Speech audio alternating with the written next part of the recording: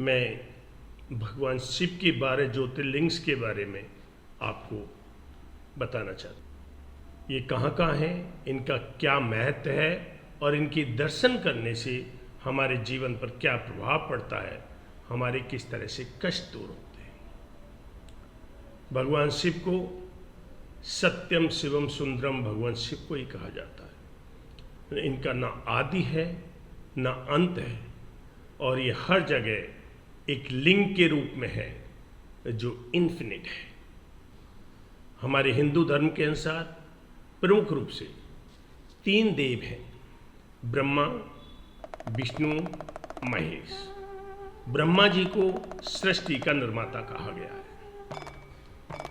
विष्णु जी को सृष्टि का पालनकर्ता कहा गया है और जबकि शिव को सृष्टि का संहारक कहा गया है। जब ये खुशी से तांडव करते हैं तो पृथ्वी पर खुशी चहलता आती है और जब इनका विकराल रूप धारण होता है तो पृथ्वी का अंत होता है। शिव पुराण के अनुसार भगवान शिव को देवों का देव महादेव कहा गया है। यदि हमें भगवान महादेव को जानना है तो सबसे पहले उनके 12 ज्योतिर्लिंग्स को जानना पड़ेगा। जब 12 ज्योतिर्लिंग्स का हमें पता लगेगा तब हमें ये पता लगेगा भगवान शिव का क्या महिमा है। उनके ज्योतिर्लिंगों के दर्शन करने से हमें क्या मिलता है, हमारे कष्ट किस तरह से दूर होते हैं। ज्योतिर्लिंग के दर्शन मात्र से सभी श्रद्धालुओं के पाप खत्म हो जाते हैं, उनको सुख फल की प्राप्ति होती है। आओ मैं डॉक्टर एस.के. मीना के साथ 12 ज्योतिर्लिंग का दर्शन करते हैं। आप सभी का स्वागत है। सबसे पहले सोमनाथ जी के बारे में बात करते हैं। सोमनाथ ज्योतिर्लिंग ये गुजरात में है। गुजरात के सौराष्ट्र क्षेत्र में अरब सागर के तट पर स्थित है। वहीं से पुराण के अनुसार ये चंद्रमा को दक्ष प्रजापति ने 6 रोग होने का श्राप दिया था। तब चंद्रमा ने इसी स्थान पर तपस्या करके श्राप से मुक्ति पाई और तब स्वयं चंद्रदेव ने इस ज्योतिर्लिंग की स्थापना की थी। इसलिए सोमनाथ जी प्रसिद्ध है। चंद्रमा जैसे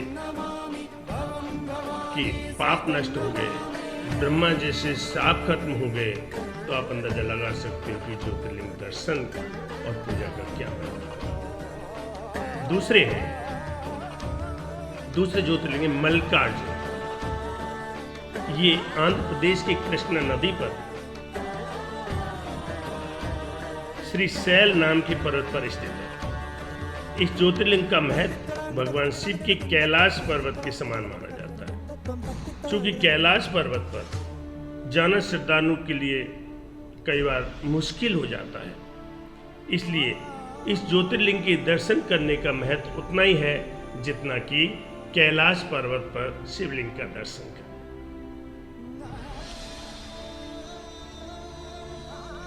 तीसरे हैं महाकालेश्वर। महाकालेश्वर ज्योतिर्लिंग उज्जैन में स्थित है। ये एक ऐसे ज्योतिर्लिंग हैं जिनका मुख साउथ में है और जिन पर मुर्दे की भस्म से इनकी पूजा होती है। हर रोज एक नए मुर्दे की राख को अर्थात भस्म को इनके शरीर पर मला जाता है। ये उज्जैन में शिप्रा नदी पर है।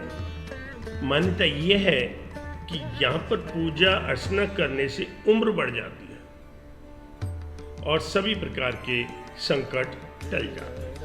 चौथे ओंकारेश्वर ज्योतिर्लिंग जो मध्य प्रदेश में इंदौर के नजदीक नर्मदा नदी पर स्थित है। यहाँ पर नर्मदा नदी ओंकारेश्वर भगवान के चारों ओर ओम का रूप धारण करती हुई बहती है, इसलिए इसे ओंकारेश्वर नाम से जाना गया है। यहाँ पर लोग सभी जगह से जल लाते हैं। जैसे कुछ लोग गंगा से लाते हैं, कुछ लोग कावेरी से लाते हैं, कुछ लोग कृष्णा से लाते हैं और नर्मदा के जल में मिलाकर चढ़ाते हैं। मुझे भी ये सौभाग्य मिलता है, हर साल मिलता है, हो सकता है कभी ना मिलता हो। मैं भी गंगा का जल, मैं भी हर की पौड़ी यानी हरिद्वार से गंगा जल लेता हूँ और ओंकारेश्वर भगवान पर और वहाँ पर जल चढ़ाने से ये माना जाता है कि आपके सारे तीर्थ पूरे हो जाते हैं। ओंकारेश्वर भगवान का अपने आप में महत्व है कि बाहर का गंगा जल या दूसरा जल लाकर चढ़ाने से आपके सारे तीर्थ पूरे हो जाते हैं। पांचवा केदारनाथ ज्योतिर्लिंग है, जो ये भगवान शिव का प्रसिद्ध ज्योतिर्लिंग है, उत्तराखंड में स्थित है और समुद्र तल से 3200 किलोमीटर की ऊंचाई पर है। यहाँ सर्दियों में भारी बर्फबारी होती है, इसलिए सर्दियों में ये 6 महीने के लिए बंद है। मान्यता यह है कि ये मंदिर का निर्माण यानी केदारनाथ का निर्माण पांडवों के पुत्र महाराज विजय ने करवाया था। छठे ज्योतिर्लिंग जिनका नाम है भीमाशंकर ज्योतिर्लिंग, ये महाराष्ट्र पुणे जिले में सह्याद्री नामक पर्वत पर स्थित है। यहाँ शिवलिंग काफी मोटा है, इसलिए इसे मोटेश्वर महादेव भी कहा जाता है। सातवां विश्वनाथ ज्योतिर्लिंग जो उत्तर प्रदेश के काशी में गंगा के किनारे पर स्थित है।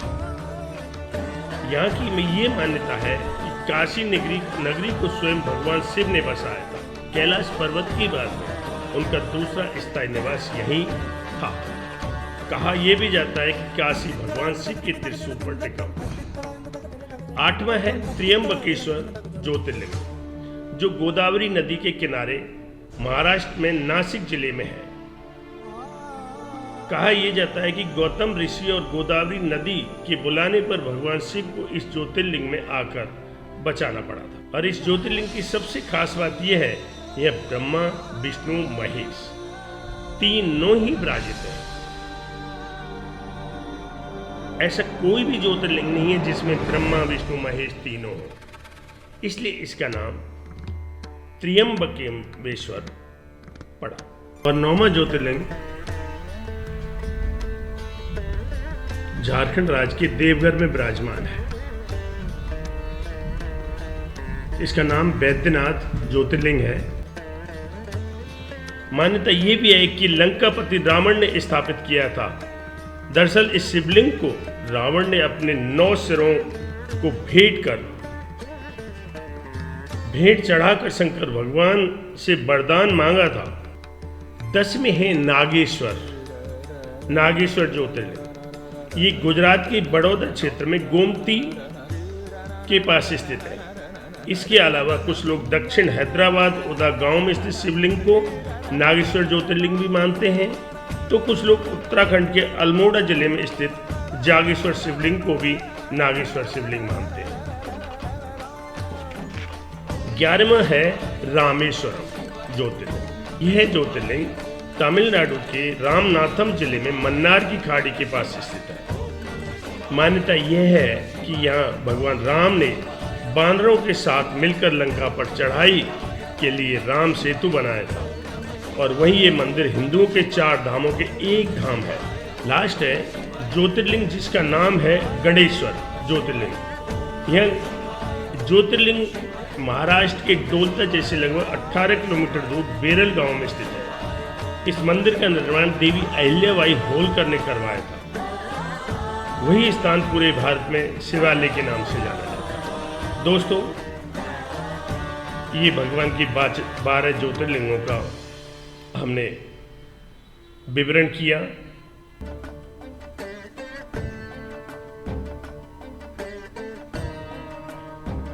ये केवल भगवान शिव के ही स्थान नहीं बल्कि हमारी संस्कृति और भारतीय धरोहर का एक अंग भी माने जाते हैं।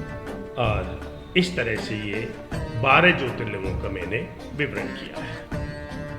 इन 12 ज्योतिर्लिंगों का मैं दोबारा कहूंगा, दर्शन करने से मनुष्य मात्र के, प्राणी मात्र के पाप होते हैं।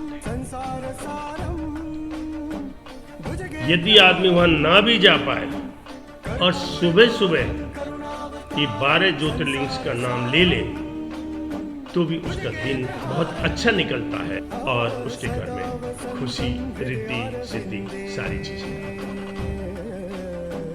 धन्यवाद दोस्तों। प्रभु का यदि ये 12 ज्योतिर्लिंग का वर्णन आपको पसंद आया हो तो आप इसे दूसरों को फॉरवर्ड करें। क्यों? इसे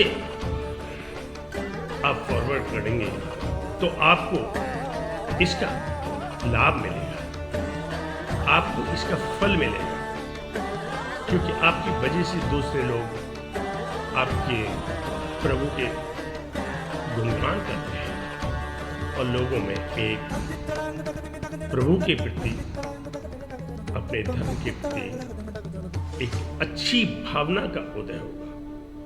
धन्यवाद, धन्यवाद।